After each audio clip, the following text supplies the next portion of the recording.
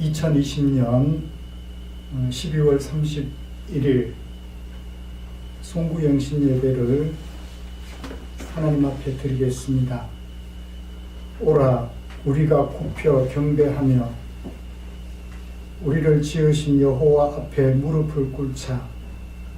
그는 우리의 하나님이시요 우리는 그가 기르시는 백성이며 그의 손이 돌보시는 양이기 때문이라. 아멘. 다 같이 그 자리에 일어나셔서 찬송가 301장 부르시면서 하나님께 영광 돌리겠습니다. 301장입니다.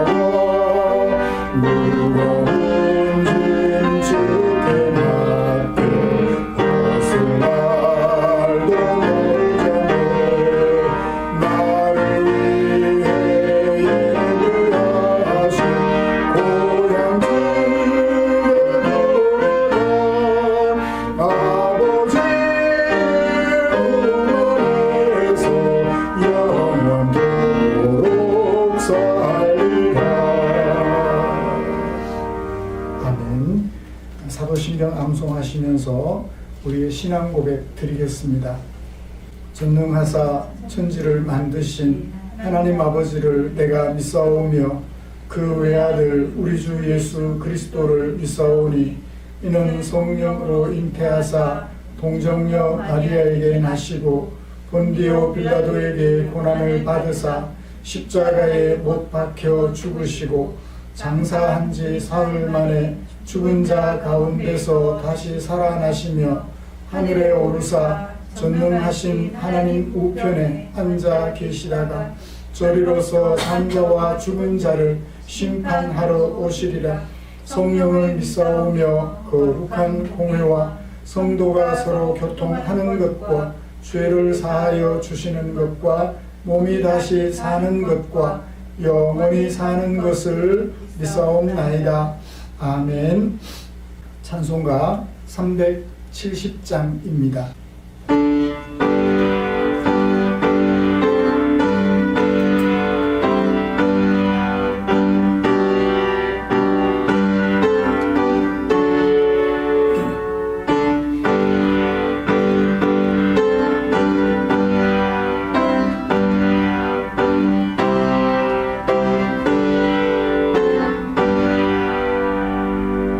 주 안에 있는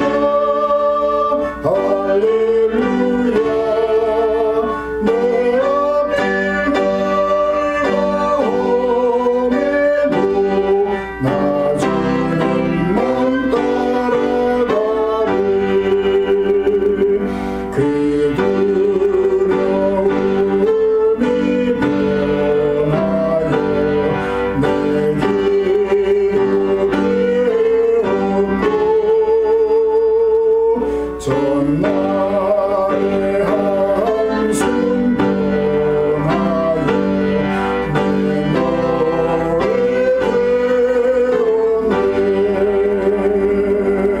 주님을 찬송하면서 할렐루야 할렐루야 내 앞길 말고 헤매고 나 주님만 따라가리. 내 주님 자비하셔서 늘 함께 계시고 내 공급함을 하시고 늘 채워주시네.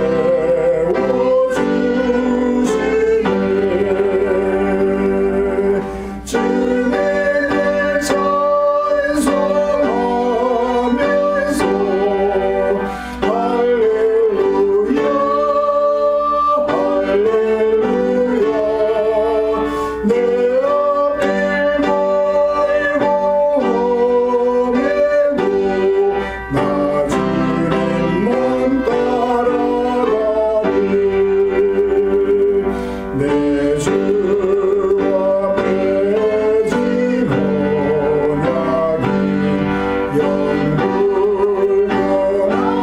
영불변하시네. 그 나라 가기까지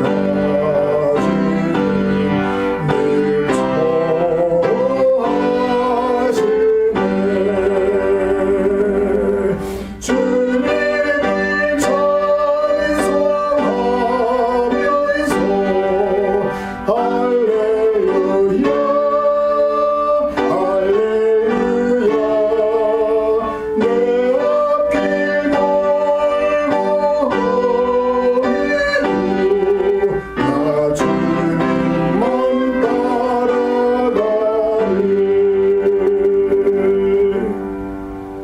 아멘. 이 시간에는 우리 이렇게 기도하기를 원합니다. 지난 한 해를 돌아보며 조용히 묵상기도 드리면 어떨까요? 찬양이 반주로 흐르게 될 겁니다. 한 해를 돌아보며 한 1분 정도 살펴본 다음, 그럼에도 불구하고 새해를 맞이하는 입장에 서게 해주신 하나님께 감사기도 드리며 기도를 마무리하면 좋겠습니다. 함께 기도하겠습니다.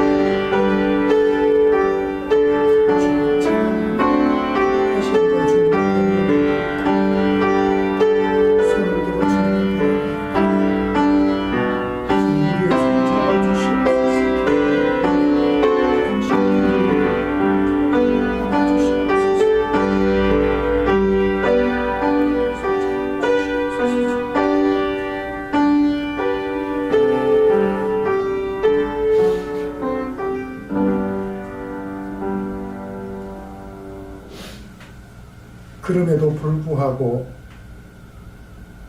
또 새로운 한 해를 맞이하게 해주셨습니다.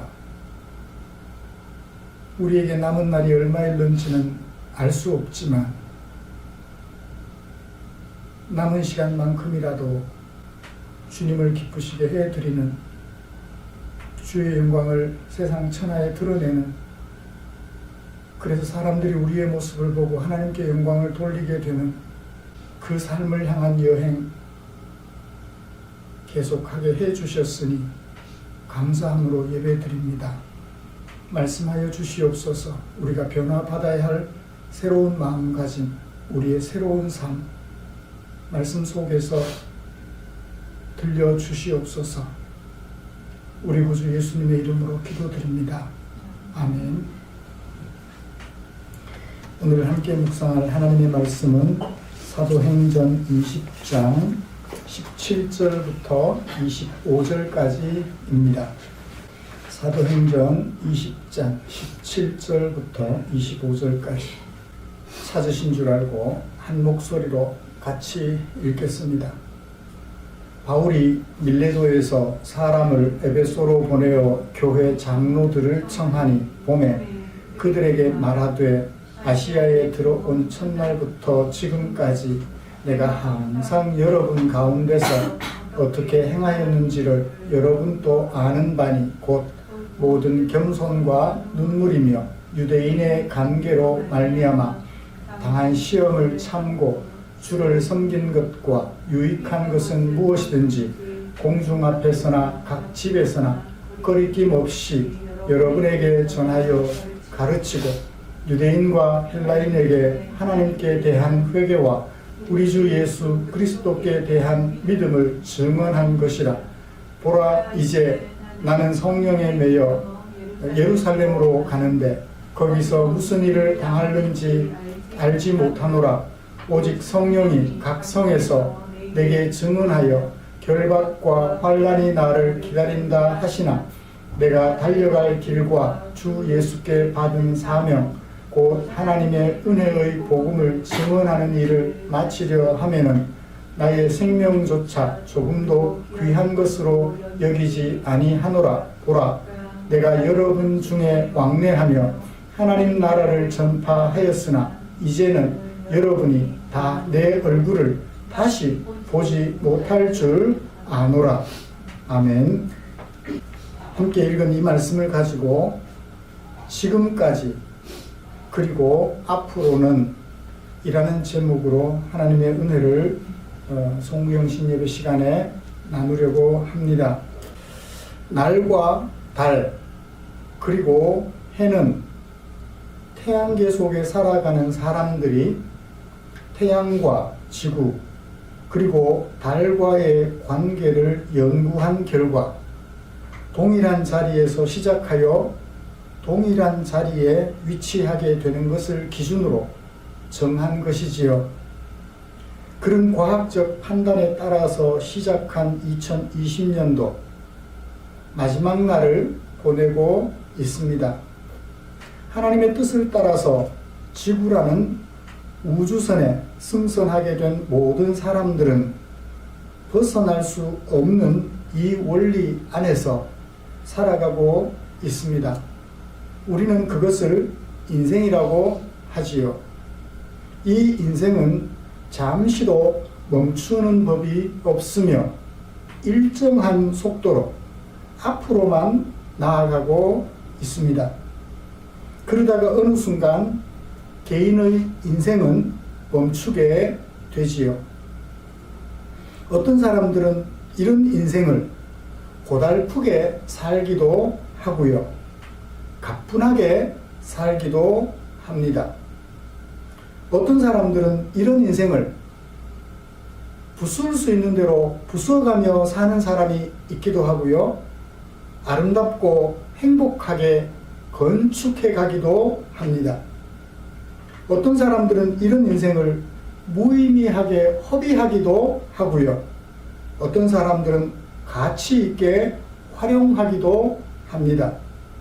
한 해를 마감하는 이 시점에 하나님의 말씀을 앞에 놓고 우리는 우리 인생을 어떻게 만들어가고 있는지 돌아보는 시간 되기를 원합니다.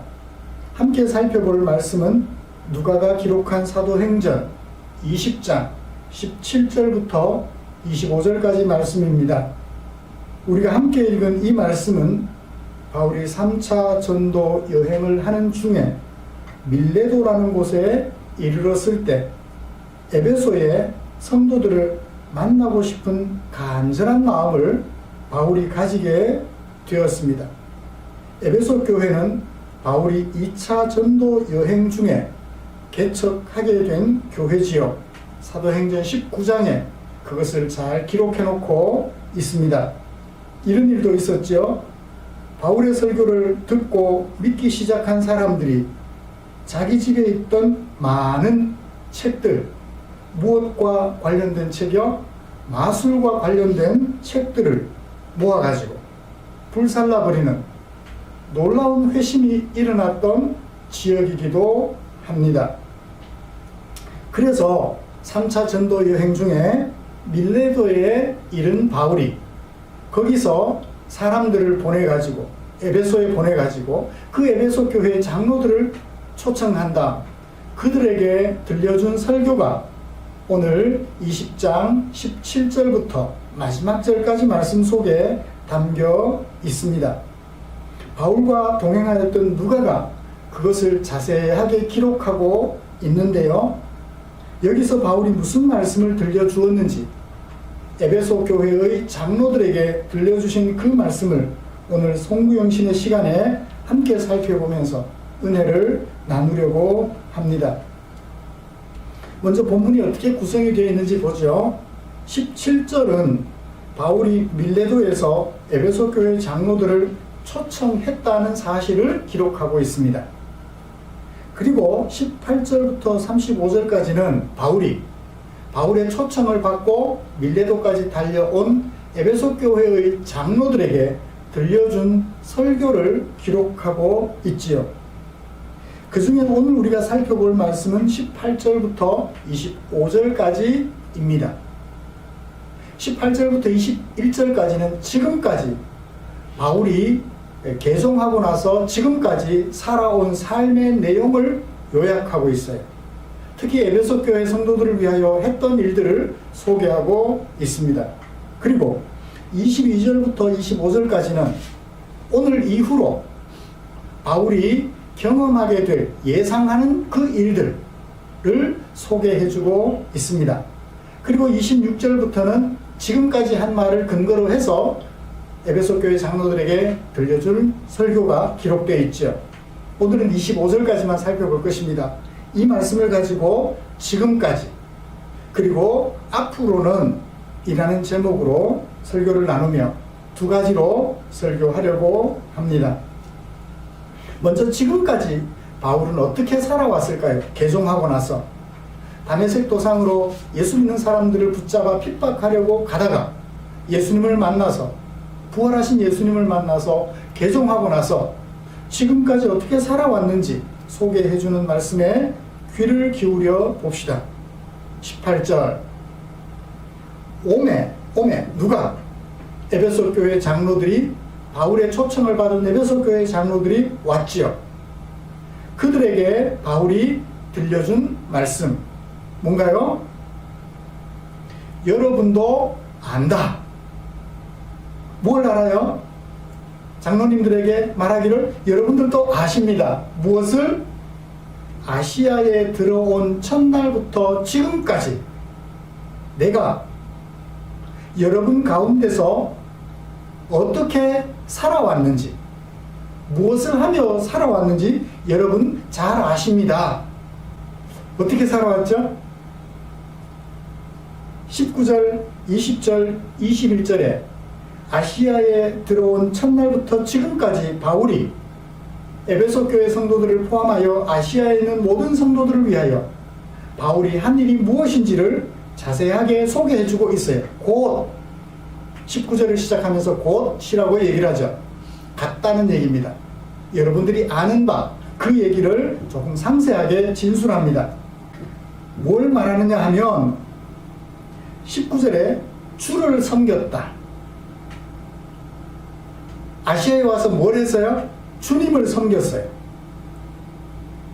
그 다음에 아시아에 와서 뭘 했어요? 유대인들과 21절에 유대인들과 헬라인들에게 뭘 했어요? 증언했어요. 그 다음에 20절에 보면 유익한 것이라면, 여러분들에게 유익한 것이라면 그게 무엇이든지 공중 앞에서나 각 집에서나 여러분에게 전하고 가르쳤다. 요 세 가지 일을 뭐 했어요? 20절 동사 하나가 있습니다. 거리낌 없었다. 거리낌 없다는 말이 주저하지 않았다. 주저하지 않았다. 열심으로 했다라는 얘기예요. 이 세 가지를 열심으로 바울이 지금까지 해왔다는 것입니다. 자, 뭘 자세히 볼까요? 주를 섬겼대요. 어떻게 주를 섬겼죠?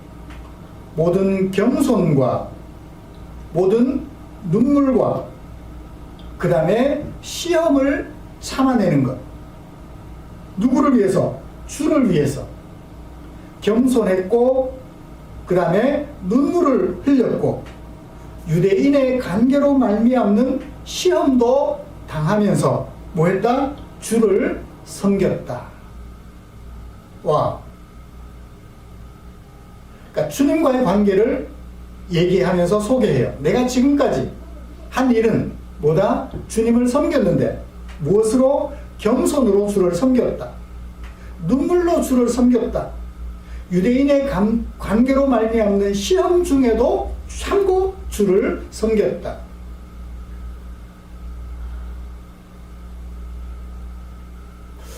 주를 섬기는데 이런 일들이 있으면 눈물을 흘려야 되고 참아야 되면, 관계로 말미암는 시험을 참아야 된다면 여러분들 같으면 하고 싶겠어요?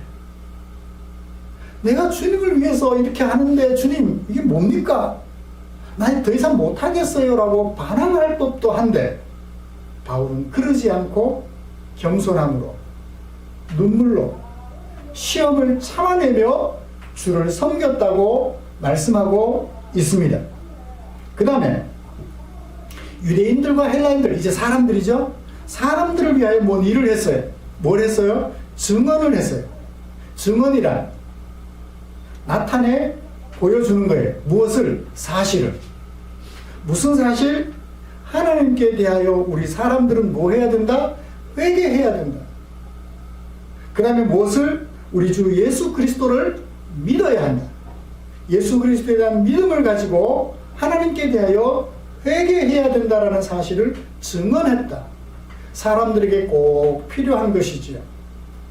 잘 사는 방법을 가르쳐주는 게 필요한 것이 아니라 예수를 믿어 하나님께 대하여 회개를 해야 한다는 사실을 증언해 주는 것, 모든 인류에게 가장 중요하게 필요한 것이라고 할 것입니다.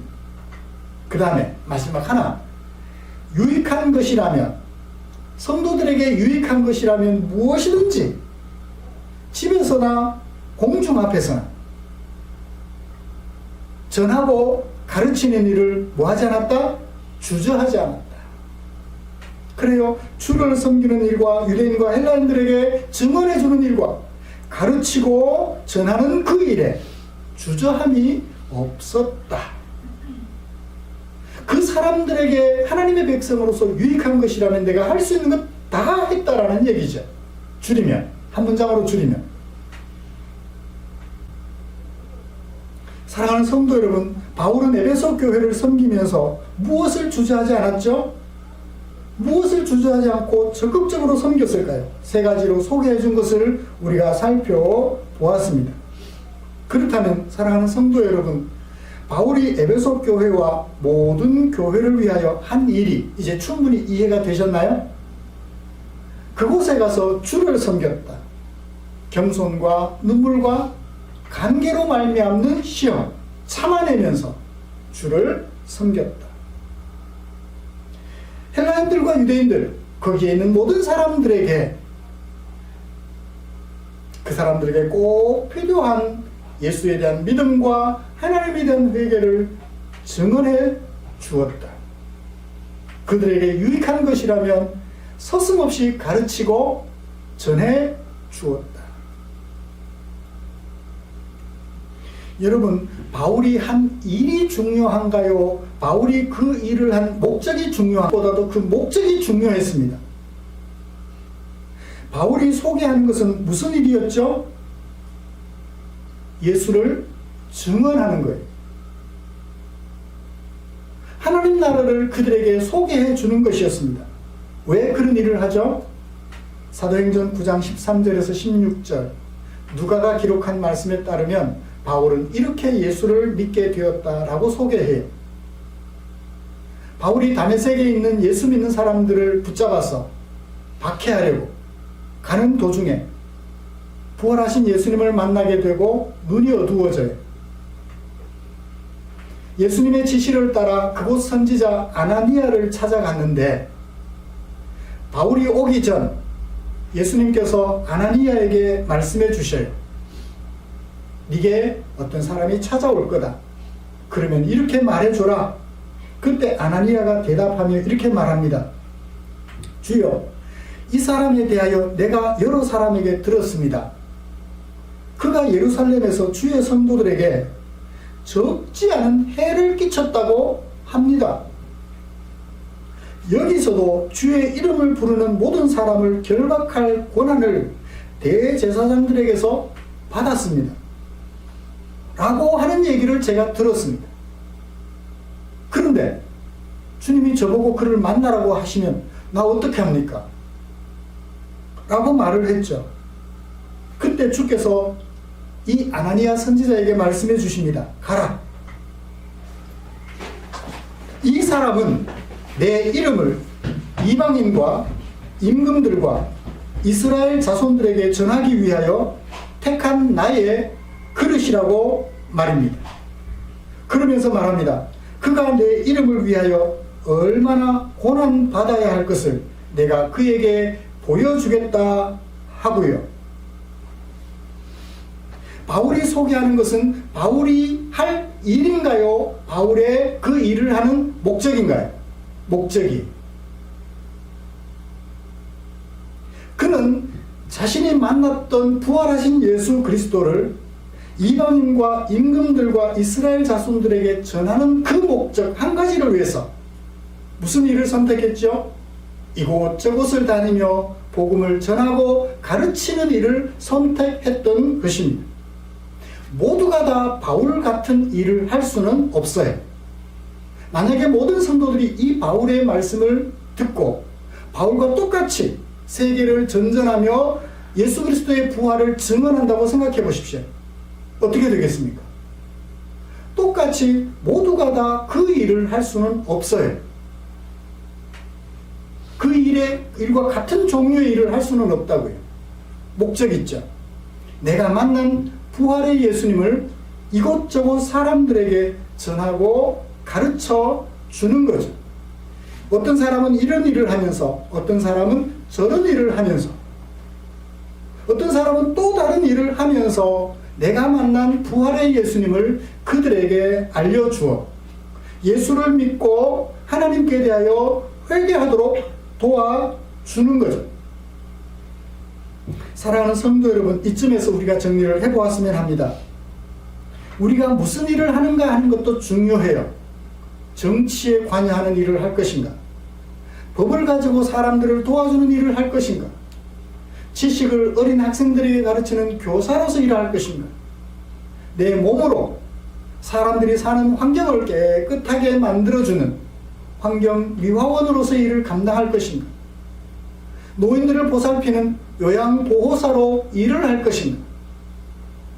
일하는 것은 여러 가지가 있습니다. 어떤 일을 하든 그 일을 통하여 우리가 잊지 말아야 될 목적이 있습니다. 그것은 바로 부활하신 예수님을 믿도록 소개해주고 그래서 하나님께 대하여 회개하도록 안내해주는 것이죠. 그래서 사람들이 그 일을 통하여서 내가 만나는 그들에게 그 일을 통하여서 하나님께로 나올 수 있도록 증언해주고 도와주는 것입니다. 여러분, 지금까지 돌아보시죠. 우리는 지금까지 무슨 일을 해오셨나요? 그 일을 하시는 목적은 무엇이었나요? 하나님은 그 일을 소중하게 여기지는 별로 소중하게 여기지는 않는 것 같습니다.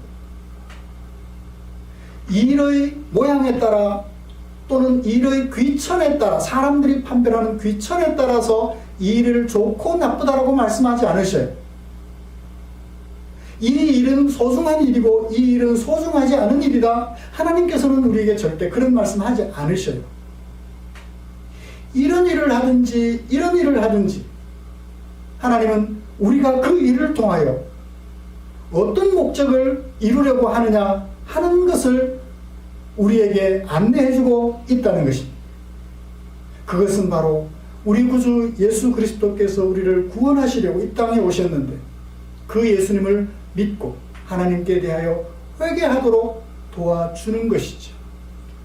우리의 삶이 그들을 하나님께로 나올 수 있도록 안내자 역할을 해주는 것이라고 소개하고 있습니다. 그렇다면 지금까지 무슨 일을 하고 있느냐라는 것은 머릿속에 생각하지 마십시오. 그 일 가지고 하나님이 잘했다 못했다 칭찬하지 않으십니다.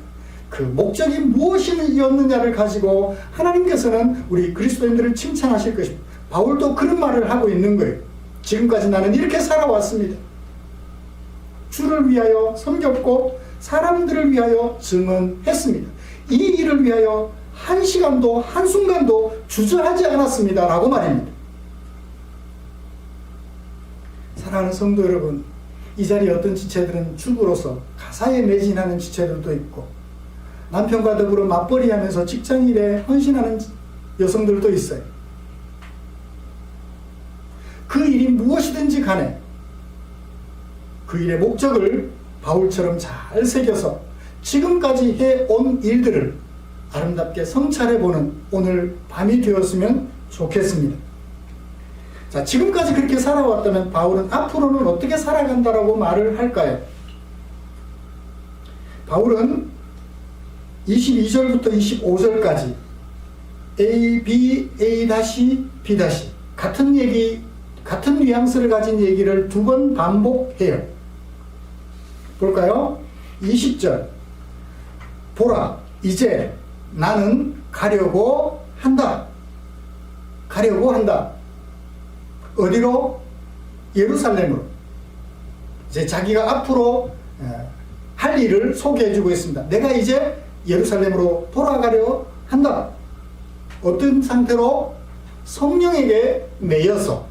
매이다라는 말이 무슨 말이죠? 이끌려서.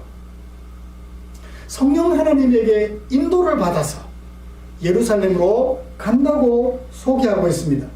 뭐를 알지 못한 채, 거기서 무슨 일을 당할지 알지 못한 채, 약간 걱정이 되는 게 있어요. 그죠? 예루살렘으로 가면 무슨 일이 있을 것 같아요. 그러나 그 예상되는 일을 대충은 짐작하지만 확실하게 알지 못한 채 예루살렘으로 누구에게 이끌려? 성령 하나님에게 이끌려 가려고 한다. 가려고 하는데 바울의 결심을 다시 한번 볼까요?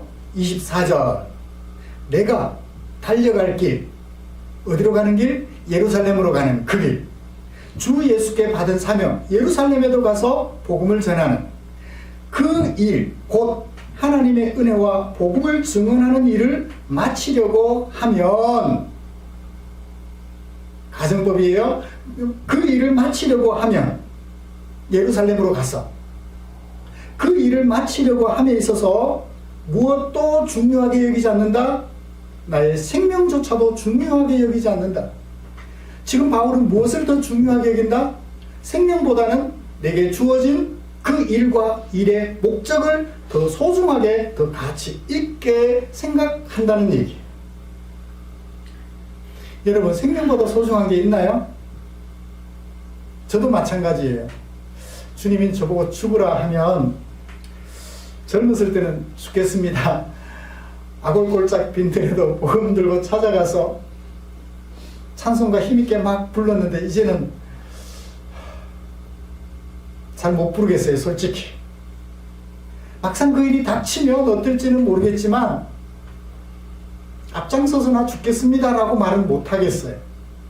생명보다 소중한 것은 있을까 싶은 생각에 말입니다. 제 믿음이 부족해서이겠죠. 근데 바울은 뭐라고 말해요?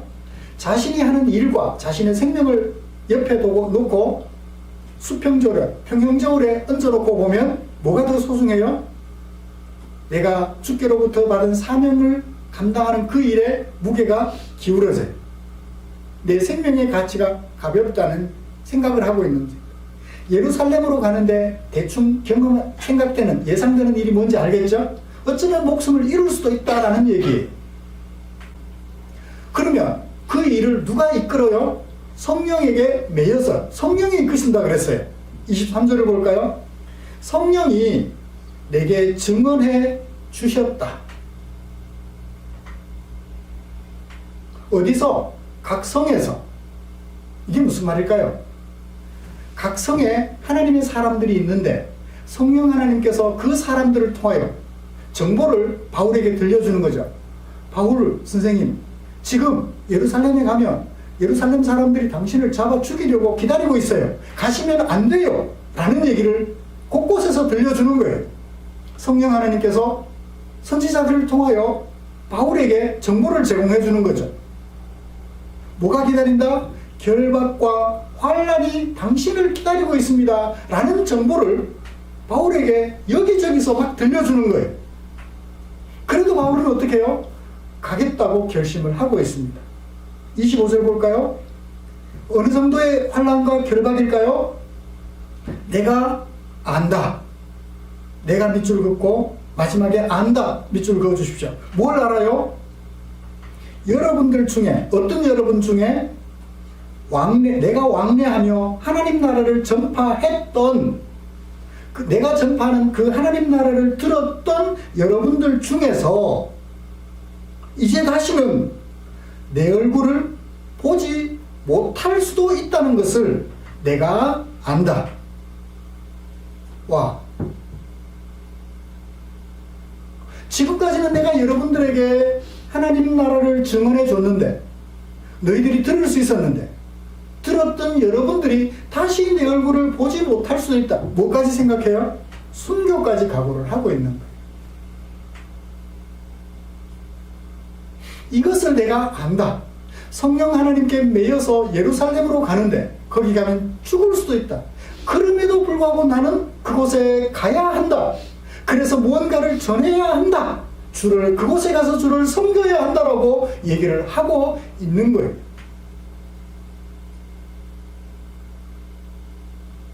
무엇보다 뭐를 더 가치 있게 생각해요?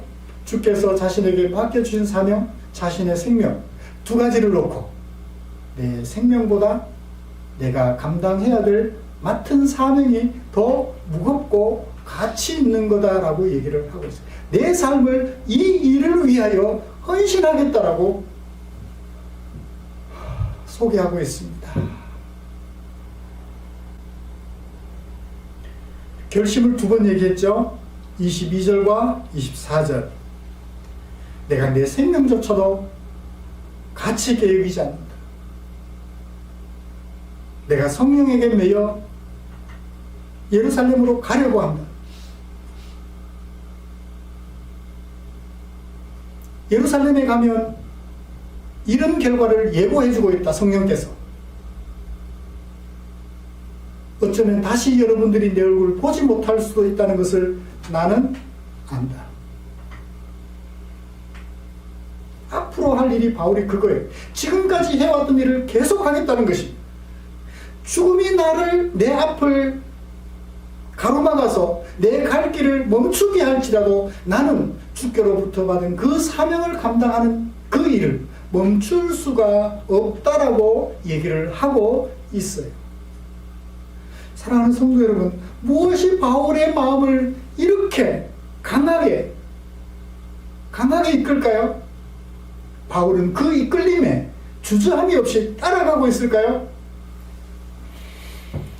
예수를 만났기 때문입니다. 예수를 만났기 때문에 그 어떤 희생도 감수하며 내 인생을 살아갈 의미가 있다라고 고백하는 거죠.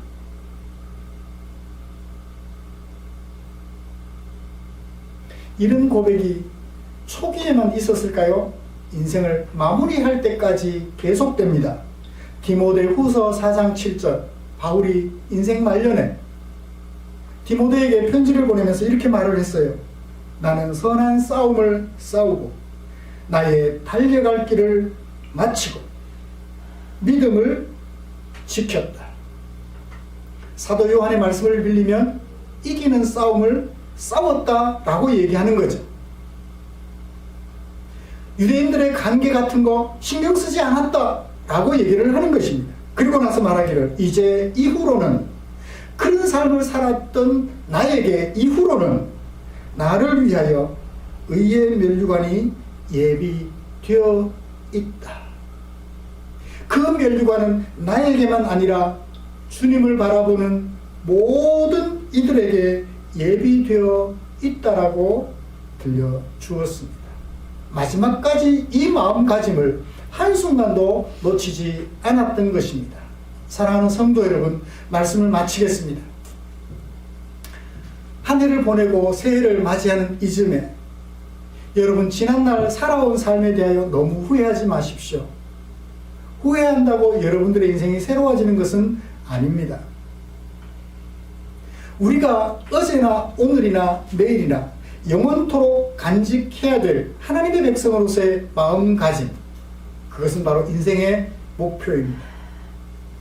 나를 찾아와 주셔서 예수님을 믿게 해주시고 그 예수님을 믿어서 하나님 앞에 회개한 내 인생을 돌아보시며 그것이 소중함을 알아 내가 만나는 모든 사람들, 내가 하는 일을 통하여 만나는 A, B, C, D 그들에게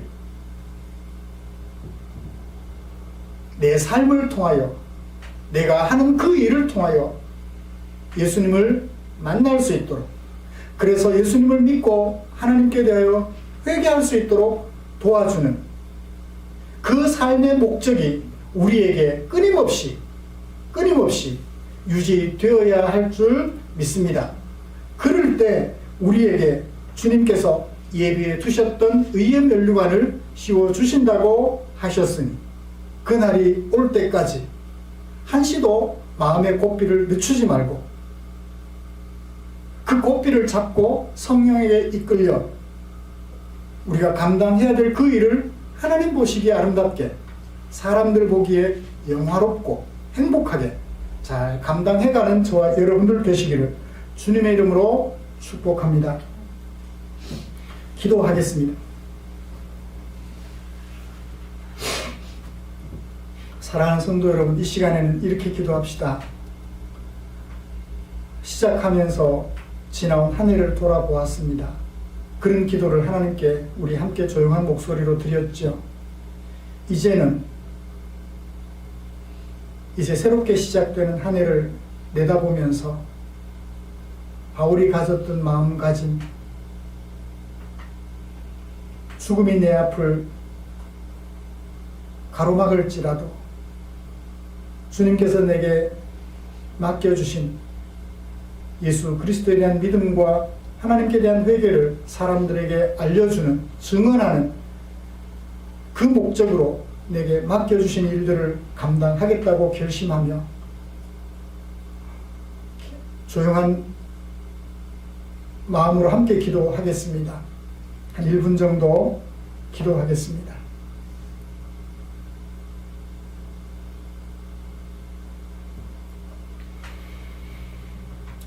주님,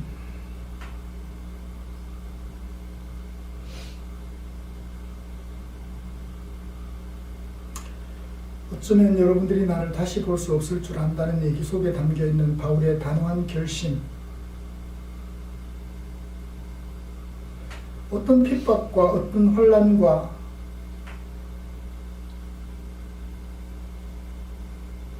어떤 결박이 다가올지라도 나를 찾아와 주시고 나를 만나 주신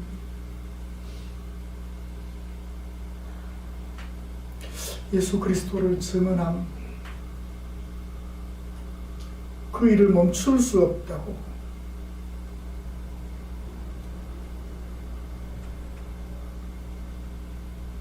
말하는 바울의 마음,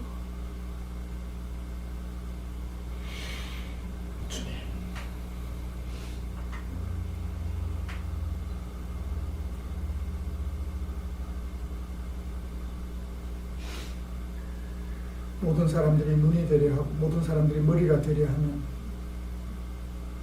누가 손의 일을 하면 누가 발의 일을 하겠습니까? 하나님은 손의 일, 발의 일, 머리의 일, 눈의 일, 귀의 일, 그것을 중히 여기시는 것이 아니라 그 일을 어떤 목적을 가지고 어떻게 하느냐에 따라서 주님이 소중하게 여기신다는 것을 우리는 잘 압니다. 바울처럼 순례전도는 하지 못할지라도 내가 하는 그 일을 통하여 내가 만난 예수님 소개해 주어 믿도록 도와주며, 그래서 하나님께 회개하도록 도와주는 일이 될 수 있도록 그 일하는 목표를 분명하게 설정하기 원합니다. 바울의 마음가짐, 앞으로도 지금까지도 그랬던 것처럼 앞으로도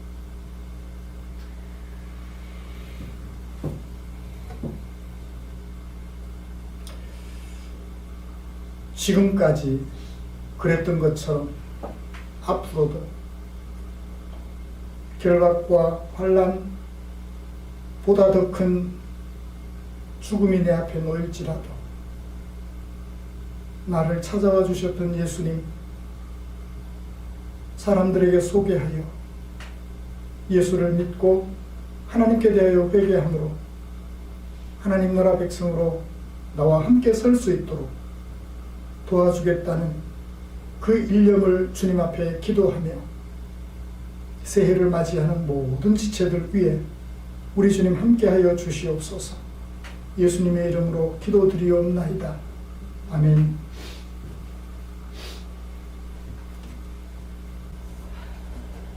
낮잠 재운 애기가 깨서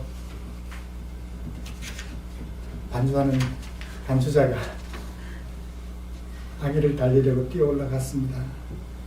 우리 찬송가 435장 한 장 부르고 축도한 후에 예배를, 송구영신 예배를 마치도록 하겠습니다.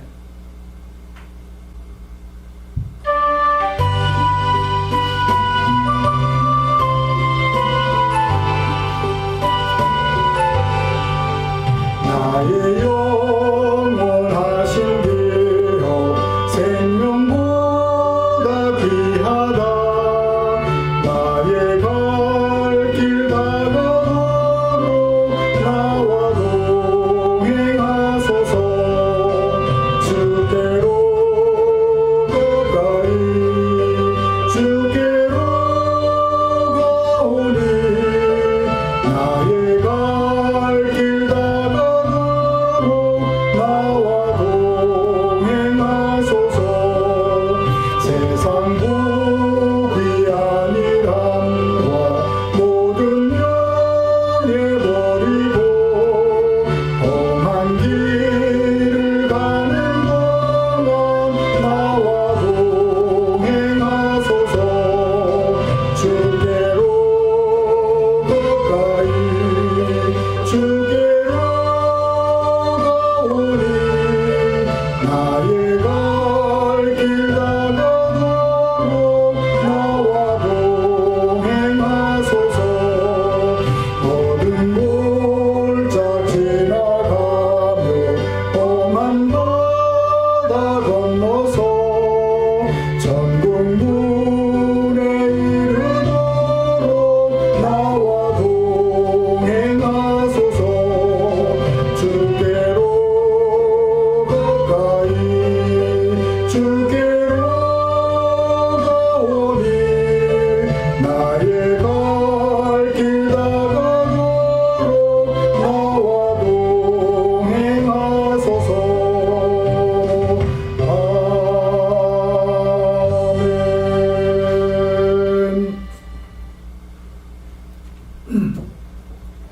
교회 소식 알려드리겠습니다. 새해에도 코로나19로부터 우리가 자유로울 수 없을 것 같습니다. 코로나19로부터 우리를 지켜내고 너를 지키기 위하여 최선을 다하여서 방역에 임해 주시면 고맙겠습니다. 삶의 희망을 찾는 지혜도 하나님께 기도하면서 새해를 맞이하시기를 바랍니다. 다음 주 1월 3일이죠. 신년 감사 예배를 드리게 되겠는데요. 1월 3일 신년 감사 예배도 온라인으로 드리도록 하겠습니다. 토요일 예배 실황을 녹화해서 보내드리도록 그렇게 하겠습니다. 그리고 그 다음 주말쯤 되어서 코비드19 상황이 어떻게 전개되는지 상황 보아서 대면 예배 드릴지 온라인 예배를 계속할지 안내해 드리도록 집사님들과 의논하고 또 정부의 지시를 따라서 그렇게 결정하고 안내해 드리도록 하겠습니다. 곁에 있는 가족들과 함께 축복하며 인사를 나누죠. 새해에도 건강하시고 행복하시길 바랍니다. 그대는 나를 행복하게 하는 사람이 아니라 나는 그대를 행복하게 하는 사람. 바꿔서 그렇게 새해를 보낼 수 있으면 좋겠다.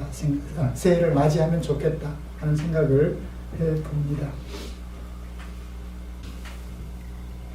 우리 구주 예수 그리스도의 은혜와 하나님 아버지의 지극하신 사랑하심과 성령 하나님의 인도하시고 위로 충만 교통 격려하시는 은혜가 지금까지 받은 하나님의 사랑이 마음에 겨워서 지금까지는 물론이거니와 하나님께서 내게 맡겨주신 사명, 나를 찾아와 주셨던 예수님을 사람들에게 소개하여 예수님을 믿게 하고 그래서 하나님께 회개하도록 도와주겠다는 그 삶의 목표를 위하여 오늘 내게 맡겨주신 일을 감당하기로 다짐하며 새해를 맞이하려는 모든 지체들 위해 지금부터 영원토록 함께 계시기를 축원하옵나이다. 아멘.